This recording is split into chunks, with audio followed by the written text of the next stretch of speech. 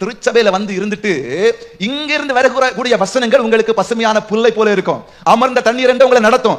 ஆனா இந்த ஓனாய் கொஞ்சம் கொஞ்சமா, இந்த ஆடு ஓனாயா மாறி போச்சு தெரியுமா?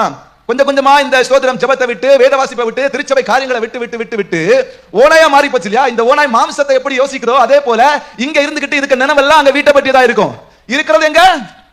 திருச்சபைக்குள்ள. நினைப்பு எங்க? கல்யாண வீடு. அங்க பக்கத்து வீட்டுல எப்போ கல்யாணம், இந்த பக்கம் யார் எப்போ வருவா, ஸ்தோத்திரம் நான் வீட்டுக்கு எப்போ போவேன், டிவில என்ன சீரியல் நடக்கும், மொபைல்ல சார்ஜர் போட்டனே ஆஃப் பண்ணாம வந்துட்டேனா, ஸ்தோத்திரம் இதே தான் இந்த ஓனாய் நினைச்சிட்டே இருக்கும். அல்லேலூயா. அப்போ இங்கிருந்து எவ்வளவுதான் ஆசீர்வாதமான வார்த்தைகள் போனாலும், எவ்வளவுதான் செழிப்புள்ள இடத்துல ஆண்டவர் நடத்தினாலும், ஸ்தோத்திரம் அந்த செழிப்பு அந்த புல்லு எங்க போய் சேராது. அல்லேலூயா. இந்த ஓனாய் கிட்ட போய் சேராது. அல்லேலூயா.